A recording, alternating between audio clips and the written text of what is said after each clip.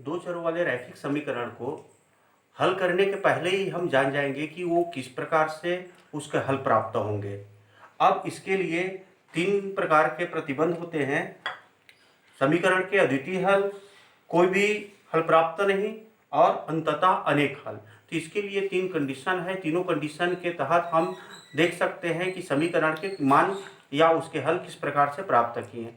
तो यहाँ पर देखो, ये दो समीकरण लेते हैं, a1x plus b1y equal c1 और दूसरा समीकरण है a2x plus b2y equal c2। यहाँ पर a b x और y के गुणांक हैं। पहले समीकरण है इसलिए 1 रूप में ले लिए और दूसरे समीकरण में 2 के रूप में। और ये जो c1 और c2 है एक अचर संख्या है। ये मान लो ये पहला समीकरण और ये दूसरा समीकरण।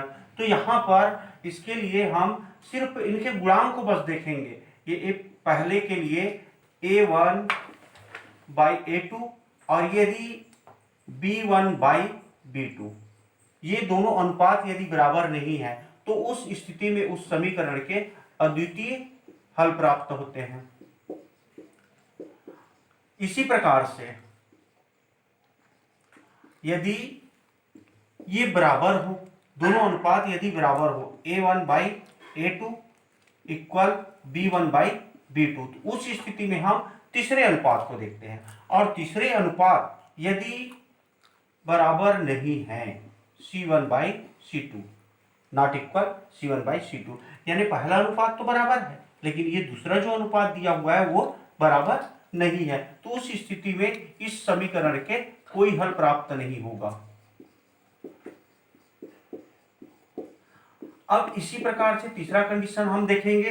तीसरे कंडीशन में यहां पर ये भी बराबर होगा, a1 by a2 equal b1 by b2 equal c1 by c2।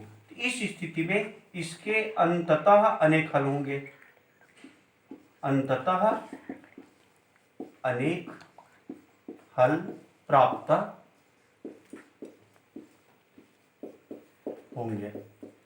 यानी ये तीन प्रतिबंध है समीकरण के लिए, तीनों में से हम जान जाएंगे कि समीकरण के हल किस प्रकार के प्राप्त होंगे। तो सबसे पहले हम तो यहां कर देखते हैं ना, दोनों अनुपात को a1 बाई a2 और b1 बाई b2, इस अनुपात को पहले देखो। यदि वो नॉट इक्वल है इसका मतलब उस समीकरण का हम हल ज्ञात कर सकते हैं और अद्वितीय हल होगा।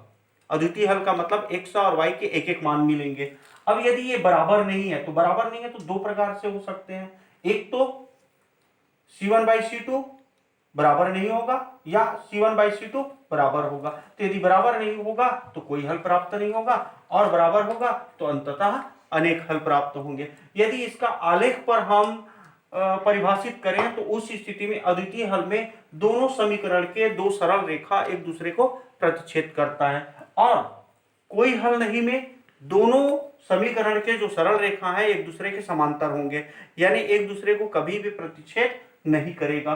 और तीसरे कंडीशन में दोनों समीकरण के जो रेखा है एक दूसरे के ऊपर संपाती होते हैं, मतलब एक ही रेखा पर दोनों समीकरण होंगे, तो उस स्थिति में उसके अंततः अनेक हल होंगे।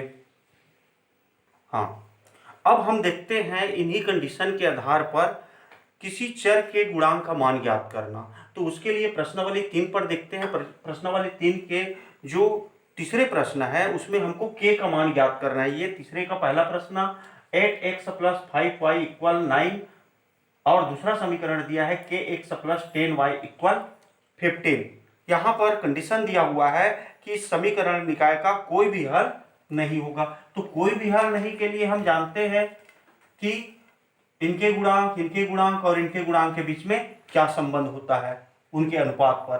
तो हम सबसे पहले इसको जब हल करेंगे तो हमारा जो मानक रूप है समीकरण का a1x plus b1y equal c1 और a2x plus b2y equal c2, यहाँ पर दोनों से इसका तुलना कर देते हैं। से तुलना करने पर अब यहाँ पर जब तुलना करेंगे तो x का जो गुणांक यहाँ पर a1 है पहले समीकरण के लिए ना, ये दूसरे समीकरण के लिए, तो यहाँ पर x का जो गुणांक है वही x का गुणांक यहाँ पर है, ये उसके बराबर होगा 8 होगा। और उसी प्रकार से B1 इक्वल होगा 5, C1 इक्वल होगा 9। अब उसी प्रकार से दूसरे समीकरण के लिए इसको लेंगे तो A2 इक्वल है K, B2 इक्वल है 10 और C2 इक्वल है 15। अब हम कोई भी हल प्राप्त नहीं होता उसके कंडीशन देखते हैं। तो उसके कंडीशन क्या है, A1 बाई A2 इक्वल होता है B1 बाई B2, लेकिन नॉट इक्वल होता है C1 बाई C2। ये नॉट इक्वल होता है। ये है कोई भी हल नहीं के लिए कोई हल प्राप्त नहीं होगा, इसके लिए शर्त है। अब इस पर हम मान रखते हैं, तो मान रखेंगे तो A1 8, A2 K equal B1 5, B2 10, not equal C1 9 और C2 15। तो यहां पर ये देखो हमको K का मान ज्ञात करना है, तो या तो ये दोनों अनुपात को लेंगे या ये दोनों अनुपात को लेंगे, यानी जिस अनुपात में K है उस अनुपात को तो हमको लेना ही है, लेकिन साथ ही जो और दूसरा अनुपात है उसमें से दोनों में से किसी एक को ले सकते हैं। अगर इसको लेंगे तो ये इक्वल है, इसको लेंगे तो नॉट इक्वल है। मान लो इसको हम ले लिए तो ये हो जाएगा 8 बाई K इक्वल 5 बाई 10। अब इसका क्रॉस मल्टीप्लाई कर देंगे, तो क्रॉस मल्टीप्लाई करेंगे तो क्या होगा 8 इंटू 10 इक्वल 5K, या 5 इधर आ जाएगा तो 8 इंटू 10 बाई 5 इक्वल K। तो ये कट जाएगा, तो ये कटेगा, दो बार जाएगा तो ये होगा 16 इक्वल K, या इसको हम लिख सकते हैं K इक्वल 16। और यदि तीसरे को लेंगे तो ये होगा 8 by K not equal 9 by 15। अब इसको क्रॉस करेंगे तो 8 इंटू क्रॉस मल्टीप्लाई होगा 15 नॉट इक्वल 9 इंटू K। अब ये 9 इधर आ जाएगा तो ये होगा 8 into 15 by 9 not equal K। अब यहां देखो जो कटेगा उसको घटा दो तो 3 से ये दोनों कट जाएगा 3 बार और ये 5 बार, तो ये आ जाएगा 40 बाई 3। 8 एंड 5 का मल्टीप्लाई होगा 40 हो जाएगा और 40 बाई 3 नॉट इक्वल K, यानी K के बराबर ये नहीं होगा और K के बराबर ये होगा। तो इस प्रकार से हम कोई भी हल नहीं के लिए कंडीशन लगा के K का मान प्राप्त कर सकते हैं। अद्वितीय हल के लिए भी हम K का मान ज्ञात कर सकते हैं। ये जैसे आपके प्रश्नावली पर चौथा प्रश्न दिया हुआ है जिसमें अद्वितीय हल हो तो K का मान ज्ञात करो। हम एक प्रश्न लेते हैं, ये चौथा का पहला प्रश्न कि x plus 2y equal 5, 3x plus y equal 1। यहाँ पर अद्वितीय हल यानी इस दोनों समीकरण के अद्वितीय हल हो तो K का मान हमको ज्ञात करना है। तो इसके लिए सेम जैसे हमने कोई हल के लिए नहीं किया उसी प्रकार से A1 इक्वल तुलना कर देंगे A1, तो A1 इक्वल K होगा और B1 इक्वल 2, C1 इक्वल 5। उसी प्रकार से A2 इक्वल 3, B2 इक्वल, यहां पर देखो y का गुणांक कुछ भी नहीं दिख रहा है मतलब 1 है, और ये C2 इक्वल 1। हम जानते हैं A1 by A2 not equal B1 by B2। ये अद्वितीय हल के लिए होता है। अद्वितीय हल में पहले दोनों अनुपात A1 बाई A2 और B1 by B2 not equal होता है। तो यहां पर आप मान रख दो और उसके बाद K का मान हमको मिल जाएगा। A1 K by 3 equal 2 by 1। अब इसको ये नॉट इक्वल है, क्रॉस मल्टीप्लाई करेंगे तो 1 इंटू K हो गया और ये नॉट इक्वल इसका 6, मतलब K का मान यदि 6 होगा तो उस स्थिति में अद्वितीय हल नहीं होगा, यानी K का मान 6 नहीं होना चाहिए क्योंकि K नॉट इक्वल 6, K बराबर नहीं है 6 के। तो इस प्रकार से हम K का मान 6 नहीं रख सकते, 6 छोड़ो कुछ भी मान हो सकता है तभी वो अद्वितीय हल होगा। तो अद्वितीय हल के लिए इस प्रकार से जैसे हमने पहले प्रश्न में किया था कोई हल नहीं के लिए वही जो शर्त है उस शर्त पर मान रखते जाते हैं। इसी प्रश्नावली पर एक और हम प्रश्न देखते हैं जो अंततः अनेक हल की शर्त को पूरा करता है। तो उस स्थिति में हमको K का मान ज्ञात करना है। ये प्रश्न हम पांचवा का पहला ले लेते हैं जहां पर ये दो समीकरण दिए हुए हैं और इन दोनों समीकरणों में हम A1 A2 और B1 B2 C1 और C2 के लिए, यानी मान यहाँ निकाल लेते हैं। तो A1 रियल में तुलना करना पड़ेगा ना, जो मानक रूप है उस मानक रूप में हम तुलना करेंगे। तो A1 इक्वल आएगा 2, B1 इक्वल आएगा 3 और C1 इक्वल आएगा 7। इसी प्रकार से A2 इक्वल आएगा K-1 और B2 इक्वल K+2 और C2 इक्वल 3K। ये रियल में A1 x का गुणांक है, A1 A2 x का गुणांक है और B1 B2 y का गुणांक है और जो अचर है वो C1 C2 का मान है।